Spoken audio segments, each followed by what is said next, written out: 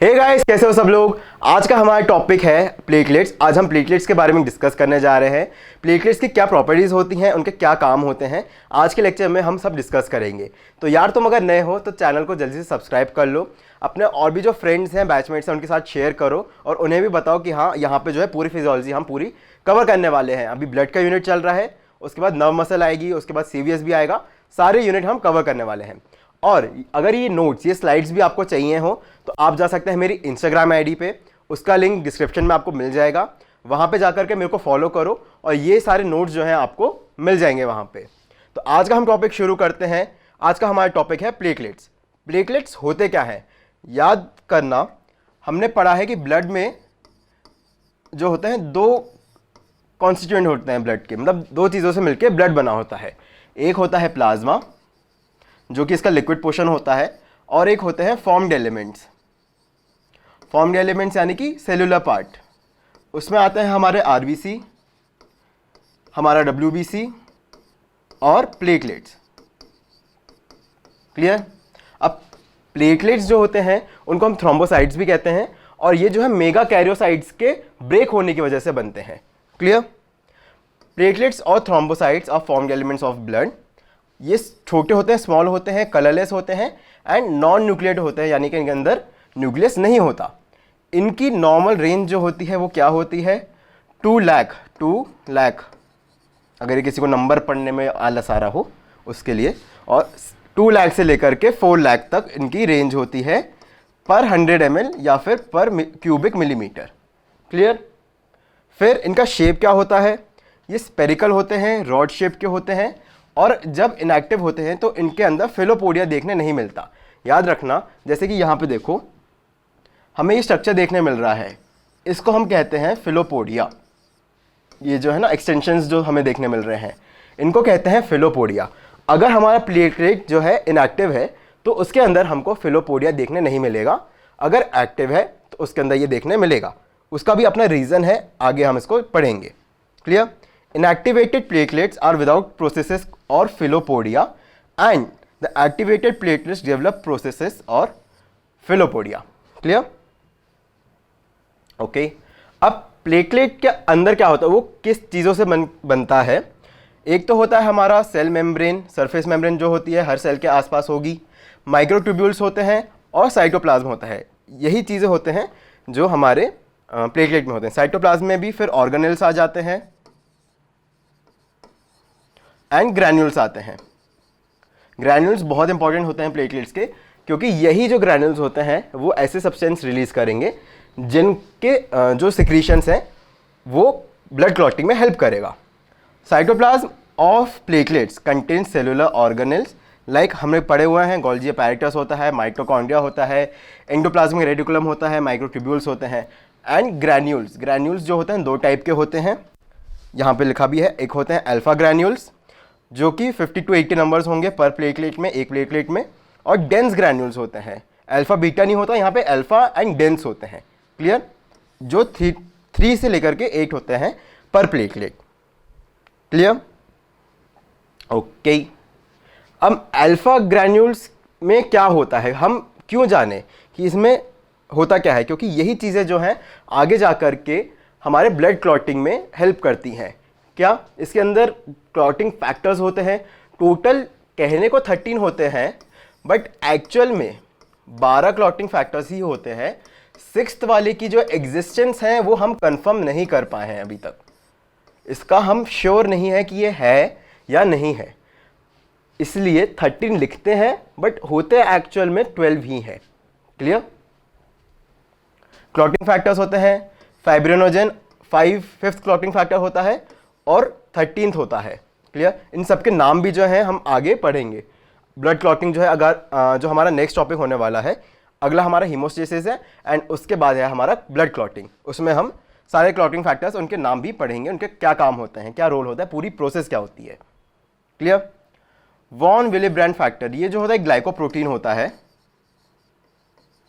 जो कि blood clotting में ही काम आता है। ठीक है। फिर प्लेटलेट ड्राइव ग्रोथ फैक्टर होता है, PDGF इसको शॉर्ट फॉर्म में कहते हैं। वैस्कुलर एंडोथेलियल ग्रोथ फैक्टर होता है, बेसिक फाइब्रोब्लास्ट ग्रोथ फैक्टर होता है। ये सारे नाम हैं, एंडोस्टेटिन, थ्रोम्बोस्पोंडिन, ये हर जगह हर किसी ना किसी ब्लड क्लॉटिंग में काम आते हैं। ब्लड क्लॉटिंग में जो है इनका काम होता है हमारा। There are total 13 clotting factors. मैंने वही बताया आपको, 13 हम लिखते हैं लेकिन होते एक्चुअल में 12 हैं। क्यों? हमने 6th वाले की क्योंकि एग्जिस्टेंस को अभी कंफर्म नहीं कर पाए हम, इसलिए हम अनश्योर हैं कि 6th होता है या नहीं होता है। क्लियर? अब नेक्स्ट है हमारा डेंस ग्रैन्यूल्स। डेंस ग्रैन्यूल्स में क्या क्या प्रेजेंट होता है? न्यूक्लियोटाइड्स प्रेजेंट होते हैं। न्यूक्लियोटाइड्स किन चीज़ों से बनते हैं? एक तो राइबोस रिंग होती है ना, एक बेस होगा, प्यूरिन या पिरिमिडिन बेस होगा, और फॉस्फेट ग्रुप होता है। और न्यूक्लियोटाइड्स ही जो है हमारा डीएनए और आरएनए भी बनाते हैं। राइबोस रिंग में बस एक जगह पे ऑक्सीजन का फर्क आता है, इसलिए इसको डीऑक्सीजनेटेड एंड नॉर्मल अपना राइबोस शुगर कहते हैं। फिर सेरोटोनिन। सेरोटोनिन क्या है? सेरोटोनिन जो होता है एक हार्मोन होता है जो वैसोकॉन्स्ट्रिक्शन यानी कि हमारी वेसल्स को कॉन्स्ट्रिक्ट करने में, उनको दबाने में, वैसोकॉन्स्ट्रिक्शन में रोल प्ले करता है। क्या करता है ये? जो हमारे वेसल्स की स्मूथ मसल्स होती हैं उनके अंदर टेंशन डेवलप करेगा और उनको कॉन्ट्रैक्ट करा देगा। उससे जो हमारा वेसल्स का ल्यूमेन है वो छोटा हो जाएगा। अब उससे भी तरह तरह चीज़ें होती हैं। ये भी जो है सेरोटोनिन हमारा बहुत इंपॉर्टेंट होता है ब्लड क्लॉटिंग के लिए। क्लियर? तीसरा हमारा फॉस्फोलिपिड। फॉस्फोलिपिड क्या? फॉस्फेट ग्रुप और लिपिड का मिलके बनता है। कैल्शियम आयंस प्रेजेंट होते हैं। और लाइजोसोम्स। लाइजोसोम्स को हम सुसाइडल बैग्स भी कहते हैं। यहाँ पे यह हमारा प्लेटलेट दिख रहा है, रॉड शेप का है। इसमें ये अल्फा ग्रैन्यूल्स हैं इस साइड, और इस साइड जो है ये डेंस ग्रैन्यूल्स हैं, है ना। वॉन विलिब्रैंड फैक्टर लिखा हुआ है। फाइब्रिनोजेन फैक्टर्स हो गए 5, 9, 11 सॉरी एंड 12, है ना। और भी सारे केमिकल्स प्रेजेंट हैं। और इस साइड जो है ये हमारे सेरोटोनिन, एडीपी, एटीपी, ये डेंस ग्रैन्यूल्स के लिखे हुए हैं। क्लियर? अब प्रॉपर्टीज क्या होती हैं प्लेटलेट्स की, हम उसके बारे में डिस्कस करते हैं। जो प्लेटलेट्स की प्रॉपर्टीज होती हैं वो काम आती हैं of course again blood clotting में। हर चीज जो है प्लेटलेट से रिलेटेड वो ब्लड क्लॉटिंग में ही जाएगी।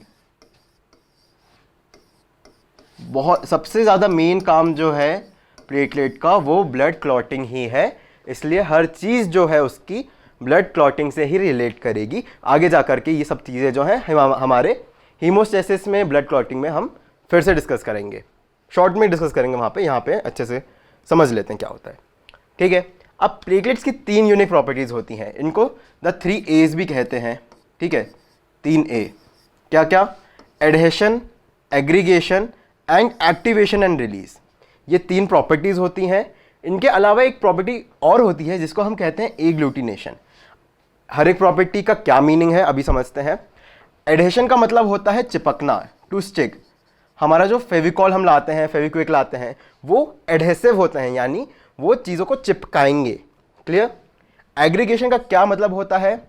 एग्रीगेशन का ये मतलब होता है कि तू भी आ जा, तू भी आ जा, तू भी आ जा। ये प्लेटलेट जो होते हैं ना, अपने ही जो बाकी प्लेटलेट होते हैं उनसे भी चिपकते हैं जाकर के, इसको कहते हैं हम एग्रीगेशन। एक्टिवेशन एंड रिलीज क्या होता है? याद करो, हमने पढ़ा था कि एक्टिव जब होते हैं हमारे प्लेटलेट्स तो उसमें से प्रोसेस निकलती है जिनको हम कहते हैं फिलोपोडिया, और इसमें से बाद में जो है कुछ केमिकल्स भी निकलते हैं, इन्हीं को हम कहते हैं activation and release. Clear? Okay. In some books another property called agglutination. Agglutination अब क्या है? एग्लूटिनेशन इज टेक्निकली बस क्लम्प फॉर्मेशन। क्लम्प मतलब एक मास बना लेंगे और एक साथ जोड़ करके मास बना लेंगे, इसी चीज को हम कहते हैं agglutination. Agglutination is the clumping together of platelets. बहुत सारे जो प्लेटलेट्स होते हैं मिल जाते हैं। ये जो एडिशन जो होता है ये अपनी वेसल वॉल के साथ होता है। क्या होता है? जब कोलेजन एक्सपोज होता है इंजरी के कारण, तो प्लेटलेट्स कोलेजन से जाकर के जुड़ जाते हैं एंड वहाँ पे फिर एग्रीगेट होते हैं, बाकी प्लेटलेट्स भी आ जाते हैं, एक दूसरे से चिपकते हैं एंड वो एग्लूटिनेट हो जाते हैं, यानी एक साथ चिपके रह जाते हैं, एक मास बन जाते हैं पूरा। Clear? Agglutination is the clumping together of platelets. Aggregated platelets are agglutinated by the actions of some platelet agglutination agglutinins and platelet activating factors.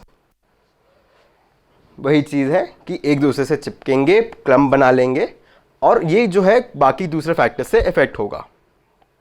Clear? Okay. Adhesion हमारी पहली प्रॉपर्टी है, हमारी पहली प्रॉपर्टी है एडहेशन। अब एडहेशन क्या होता है, मैंने बताया कि टू स्टिक, चिपकना किसी चीज़ से, है ना। जैसे हमारे घर में फेविकॉल होता है, फेविक्विक होता है, फेविस्टिक होता है, ये सारे जो होते हैं हमारे एडहेसिव होते हैं। एडहेसिव यानी कि ये चीज़ों को चिपकाएंगे, दूसरी चीज़ों से चिपकते हैं, आपस में ये चीज़ों को चिपकाएंगे, वही होता है। जो हमारी नॉर्मल वेसल वॉल होती है वो एकदम ऐसे स्मूथ होती है। ओके, अब कहीं पे अगर इंजरी हो गई है तो वहाँ पे क्या होता है, वहाँ उस एरिया का कोलेजन जो है एक्सपोज हो जाता है। Collagen is a type of protein, वो एक्सपोज, फाइब्रस प्रोटीन होता है, वो एक्सपोज हो जाता है। मानो ये हमारा है प्लेटलेट, ठीक है। अब प्लेटलेट की ये प्रॉपर्टी होती है, जहाँ उसको कोलेजन मिला वो उससे जा करके चिपकेगा, ठीक है। एडहेशन यही है, प्लेटलेट का कोलेजन से चिपकना इज एडहेशन उसकी property. Clear? During injury of blood vessel endothelium is damage and the sub endothelial collagen is expose, collagen expose हो जाएगा। Platelets have the tendency to stick to expose collagen of injured vessel wall, इसी चीज को हम adhesion कहते हैं। इस adhesion को जो है वॉन विलेब्रैंड फैक्टर, याद करो अभी हमने पढ़ा, वॉन विलेब्रैंड फैक्टर कहां से निकलता है, हमारे अल्फा ग्रैन्यूल से। वॉन विलेब्रैंड फैक्टर जो होता है अल्फा ग्रैन्यूल से निकलता है। एंड अ रिसेप्टर प्रोटीन, क्या, ग्लाइकोप्रोटीन 1b, ग्लाइकोप्रोटीन 1b जो होता है एडेशन को फैसिलिटेट करता है, यानी उसकी प्रोसेस में हेल्प करता है, प्लेटलेट की एडेशन की प्रोसेस में प्लेटलेट की हेल्प करेगा। क्लियर? अदर फैक्टर्स कौन कौन से हैं, collagen, thrombin, ADP, thromboxane A2 and calcium ion, ठीक है, कैल्शियम आयन भी हेल्प करता है। और थ्रोम्बोक्सिन A2 क्या होता है, ये डेरिवेटिव होता है एक्चुअली एराकिडोनिक एसिड का एंड कोई फैटी एसिड का होता है, ये उनका डेरिवेटिव होता है थ्रोम्बोक्सिन A2, ये भी जो है एडिशन की प्रॉपर्टी में हमारी हेल्प करेगा। नेक्स्ट है हमारा aggregation. Aggregation is nothing, just एक दूसरे से चिपकना, क्या, प्लेटलेट्स का। हम किसी ट्रिप पे जाते हैं, हम कहीं जा रहे होते हैं, हम अपने दोस्तों को भी अपने साथ चिपका लेते हैं, ये it is a like word होता है एक चिपकाना, हम उनको चिपका लेते हैं अपने साथ, उनको एक साथ अपने साथ ले जाते हैं। तो प्लेटलेट भी कुछ ऐसे ही काम करता है कि वो भी अपने दोस्तों को बोलता है कि भाई तू भी आ जा, तू भी आ जा, सब मिलकर के जो है ब्लड क्लॉट बनाएंगे और ब्लड को बहने से रोकेंगे। यही होता है aggregation. Aggregation is the grouping of platelets with each other. Factors that promote aggregation are fibrinogen and GP2B, यहाँ पे GP मतलब होता है glycoprotein, glycoprotein 2B and 3A, ये जो होते हैं एग्रीगेशन में हेल्प करते हैं। Also thrombin, ADP and platelet activating factor इस चीज़ के लिए रिस्पॉन्सिबल होते हैं। क्लियर? नेक्स्ट प्रॉपर्टी हमारी है एक्टिवेशन एंड रिलीज। एक्टिवेशन मतलब उसका शेप चेंज होगा, एंड रिलीज जो उसके अंदर केमिकल्स प्रेजेंट हैं ग्रैन्यूल्स में वो बाहर की साइड एक्सक्रीट आउट होंगे, रिलीज होंगे, निकलेंगे। Okay, platelets are activated when they bind to collagen और टू ईच अदर, जब एक दूसरे से चिपकेंगे या फिर जब कोलेजन से चिपकेंगे तब उनका जो है एक्टिवेशन होगा। ऐसे प्रोसेस बनेंगे, इनको हम फिलोपोडिया कहते हैं। Activation is facilitated by thrombin and ADP, thrombin and ADP इसको करेंगे। After activation the shape of platelets change from oval disc like to spherical and form pseudopodia, pseudopodia वो बना लेंगे। Shape is change due to reorganisation of microtubules and contraction of actinomycin. Actinomycin is a type of contractile protein जो हमारी muscles में भी present होता है। Discharge of granular content to the exterior through open canalicular system. अलग अलग system होते हैं, दो टाइप के होते हैं मेनली, तो कैनालिकुलर होता है और दूसरे का आई डोंट रिमेंबर क्या होता है, वो जानना इंपॉर्टेंट नहीं है, ठीक है। बस एक मैंने लिख दिया है ताकि कहीं आपको लिखने को, अगर आपको कंटेंट लिखने को आए यूनिवर्सिटी में तो आप लिख सकते हो। फिर इसका प्लेटलेट डिजीज, उसका क्या, केमिकल्स निकलना, केमिकल्स निकलते हैं। फिर the release action is facilitated bye chemicals release from platelet granules. Clear? Okay, next है हमारा फंक्शंस ऑफ प्लेटलेट्स। प्लेटलेट्स काम क्या करते हैं? तो हमने 3 प्रॉपर्टीज क्या पढ़ी अभी प्लेटलेट्स की। एक होता है एडहेशन, यानी कोलेजन जब एक्सपोज हो जाता है हमारी एंडोथेलियल लाइनिंग का, उससे जाकर के वो चिपकता है। दूसरा है हमारा एग्रीगेशन, वो एक दूसरे से चिपकता है, एक बहुत सारे वो प्लेटलेट से भी जाकर के चिपकेगा। एंड तीसरी थी हमारी एक्टिवेशन एंड रिलीज, यानी कि उसका शेप चेंज होगा और उसके जो ग्रैन्यूल्स के कंटेंट हैं, उसके केमिकल्स जो हैं ग्रैन्यूल्स के अंदर, वो बाहर की साइड रिलीज होंगे। ये जो है हमारा एक्टिवेशन एंड रिलीज कहलाता है। क्लियर? नेक्स्ट है हमारा फंक्शंस ऑफ प्लेटलेट्स। वो काम क्या करता है, उसका एग्जिस्टेंस क्यों है। सबसे पहला जो फंक्शन है टेम्परेरी हीमोस्टैसिस। जब हमारा ब्लीडिंग शुरू होती है, जब हम ब्लीड करने लगते हैं, तब वहां पे एक प्राइमरी रिस्पॉन्स की ज़रूरत होती है। क्लियर? जब तक जैसे कहीं आग लग गई है तो पहले क्या होता है, वहाँ के जो आसपास के लोग हैं वो ही पानी डालते हैं। क्यों? क्योंकि फायर ब्रिगेड को आने में टाइम लगता है। यही जो है, जो लोग आसपास के जो होते हैं, हमारा पानी जो डाल रहे होते हैं, वही चीज़ काम होता है प्लेटलेट्स का कि वो ब्लीडिंग को रोके, वहाँ पे प्राइमरी रिस्पॉन्स जो होता है वो प्रोवाइड करता है। Platelets prevent bleeding by forming plugs at the site of injury. Platelet plug इनको कहते हैं, प्लेटलेट प्लग्स। प्लेटलेट्स जो आपस में मिलकर के वहां पे एक गुच्छा बना लेते हैं, उन्हीं को कहते हैं हम platelet plugs. They also promote vasoconstriction. ये काम होता है हमारा सेरोटोनिन का by producing serotonin that helps in the haemostasis. Haemostasis यानी कि ब्लड को स्टॉप करना, बहने से, मतलब ब्लीडिंग आउट को रोकना, वो होता है हमारा हीमोस्टैसिस। ब्लड कोगुलेशन क्या होता है? Platelets release platelet factor 4। इसको ऐसे तो नहीं लिखना चाहिए, it is written like this, platelet factor 4 and synthesising clotting factors 5 and 11। इनके अंदर जो अल्फा ग्रैन्यूल्स होते हैं उसके अंदर प्लेटलेट फैक्टर 4 एंड नेक्स्ट हमारा क्या है, ब्लड कोगुलेशन। ब्लड कोगुलेशन में प्लेटलेट फैक्टर 4 जो होता है वो रिलीज करता है एंड सिंथेसाइज करता है क्लॉटिंग फैक्टर्स को। टोटल कितने 13 होते हैं, उनमें से 5 एंड 11 को जो है हमारा प्लेटलेट बनाता है, रिलीज करता है। क्लॉट रिट्रैक्शन क्या होता है? क्लॉट बनने के बाद उसका कंस्ट्रिक्शन होता है, उसका खिंचना होता है। उस प्रोसेस में थोड़ा सा जो होता है सीरम निकलता है और इसी चीज़ को हम जो कहते हैं क्लॉट रिट्रैक्शन, इसी चीज़ को हम जो है क्लॉट रिट्रैक्शन कहते हैं। Clot retraction promote clot retraction which is essential for stabilisation of clot. Clot को स्टेबलाइज करने के लिए, कहीं आप मान लो जैसे कि शिप होती है, शिप में हम रस्सियाँ खींचते हैं, उसके पर्दे जो होते हैं फैलते हैं, वही चीज़ जो है सेम है यहाँ पे भी, क्या, clot retraction. Next is our clot retraction. Clot retraction is next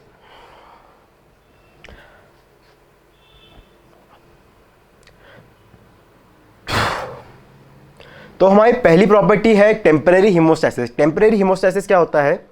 मान लो कहीं पे आग लगती है जैसे, तो वहाँ पे जो पहले लोकलाइट्स होते हैं आसपास के लोग, वो कोशिश करते हैं वो उनकी तरफ से पानी डाल करके आग बुझा दें, क्योंकि फायर ब्रिगेड को आने में तो टाइम लगेगा। इसी चीज़ को जो है, ये जो लोकलाइट्स थे वहाँ के आसपास के लोग थे जो वो पानी डाल रहे हैं, यही जो है हमारा प्राइमरी रिस्पॉन्स होता है। यही प्राइमरी रिस्पॉन्स हम जो होता है हमारे प्लेटलेट्स प्रोवाइड करते हैं। क्या होता है? Platelets prevent bleeding by forming plugs. इनको कहते हैं प्लेटलेट प्लग कहते हैं। At the site of injury they also promote vasoconstriction. हमारा जो हार्मोन होता है सेरोटोनिन, ये इस चीज को जो होता है प्रमोट करता है, हेल्प करता है, producing serotonin that helps in haemostasis. Haemostasis यानी कि हमारा ब्लीडिंग आउट को रोकने के प्रोसेस को हीमोस्टैसिस कहते हैं। क्लियर? नेक्स्ट है हमारा ब्लड कोगुलेशन। ब्लड कोगुलेशन उसमें क्या, प्लेटलेट फैक्टर बनाता है ये, और जो क्लॉटिंग फैक्टर्स होते हैं टोटल 13 होते हैं, उनमें से 5 एंड 11 जो है हमारा प्लेटलेट बनाता है। अगर ये नहीं बनाएगा तो पूरी क्लॉटिंग की प्रोसेस जो है वो रुक जाएगी और हमारा ब्लीडिंग ही होती रहेगी, ब्लीडिंग कभी स्टॉप नहीं होगी। क्लॉट रिट्रैक्शन क्या होता है? अब क्लॉट बन जाता है लेकिन वो स्टेबल नहीं होता है, ठीक है। हाँ, उसके आप मान लो एक तरीके से हम रस्सी खींचते हैं, किसी चीज़ को हमने बांधा है और उसको टाइट जब हम करते हैं ताकि वो गिरे ना, ऐसा कुछ ना हो, तो हम रस्सी खींचते हैं। यही रस्सी खींचना इज आर क्लॉट रिट्रैक्शन, ताकि वो स्टेबल हो और वो जो है टूटे ना जल्दी से, वरना क्या होगा, वो वॉश आउट हो जाएगा हमारे ब्लड के प्रेशर से ही। यही चीज़ को रोकने के लिए हमारा क्लॉट रिट्रैक्शन होता है, और इस प्रोसेस के दौरान जो है थोड़ा सा सीरम जो है निकलता है हमारा। ठीक है, clot retraction promote clot retraction which is essential for stabilisation of clot को स्टेबल करने के लिए, ताकि वो टूट ना जाए, वो वापस डिस्ट्रॉय ना हो जाए। थ्रोम्बोलाइसिस क्या होता है? थ्रोम्बोलाइसिस इस टेक्निकली जब क्लॉट बन चुका है, क्लॉट जो होता है परमानेंटली वहां पे कभी नहीं रहेगा, एक टाइम के बाद इसको भी हमें जो है हटाना है, और उस चीज़ को वापस से जहाँ पे वो स्किन थी, मान लो जैसे हमें टिश्यू में हमारे स्किन टिश्यू में हमारा डैमेज हुआ है, वहाँ से हमारी ब्लीडिंग शुरू होती है, तो वहाँ पे वापस से जो है हमें स्किन बनानी है। ये काम जो है नीचे चलता रहता है, और जब ऐसा लगता है बॉडी की को हाँ ये सफिशिएंट है, तब वहाँ पे जो है वो ब्लैक सब्सटेंस जो होता है हम हटा देते हैं, एंड वहाँ पे स्किन वापस से हमको दिखने लगती है। आप खुरेद दोगे खुद से तो वापस ब्लीडिंग शुरू हो जाती है, फिर कुछ टाइम के बाद वापस से वो क्लॉट बनता है, और फिर बाद में जब आप उसको अगर नहीं खुरेदोगे तो स्किन आपको दिख जाएगी। क्लियर? नेक्स्ट है हमारा फैगोसाइटोसिस। प्लेटलेट्स की एक प्रॉपर्टी और होती है कि वो बाहर से आने वाले जैसे स्मॉल चीज़ें होती हैं, बैक्टीरिया काफ़ी मतलब उसके लिए बड़ा हो जाता है, वायरसेस जो होते हैं मेनली वो उसको फैगोसाइट करता है, उसको एनगल्फ करता है, उसको खाता है। ये एक प्रॉपर्टी है, एक फंक्शन है हमारे प्लेटलेट्स का। स्टोरेज एंड ट्रांसपोर्ट, प्लेटलेट्स जो होते हैं उसके अंदर जो ग्रैन्यूल्स हैं, ग्रैन्यूल्स के अंदर वो केमिकल सिंथेसाइज कर रहे होते हैं, है ना, वॉन विली ब्रांड फैक्टर होता है, थ्रोम्बोक्सिन होता है, वो अलग अलग चीज़ों को जो है अपने अंदर सिंथेसाइज करता है, सिक्रीट करता है, और उनको स्टोर भी करता है कि उनको रोक के रखता है कि बाद में जब काम आएगा तब मैं यूज़ कर लूँगा। लास्ट है हमारा वेस्कुलर ग्रोथ। वेस्कुलर ग्रोथ यानी कि जो हमारा एंडोथेलियल लाइनिंग होती है उसको बनाने में जो है हमारा प्लेटलेट एक्ट करता है, उसको हेल्प करता है, उसको प्रमोट करता है। क्लियर? ये थे हमारे प्लेटलेट्स के फंक्शन। अब आती हैं, अच्छा और भी बच्चे हुए हैं क्या? नहीं, हाँ, तो ये थे हमारे प्लेटलेट्स के फंक्शन। नेक्स्ट है हमारा प्लेटलेट डिसऑर्डर्स। ये आज का लास्ट टॉपिक है हमारा। प्लेटलेट डिसऑर्डर्स से मतलब क्या है मेरा? अगर प्लेटलेट का काउंट जो है वो इंक्रीज हो जाए या फिर डिक्रीज हो जाए, उन कंडीशंस को क्या कहते हैं, वो कंडीशंस क्या होती हैं, उन किन वजहों से होता है।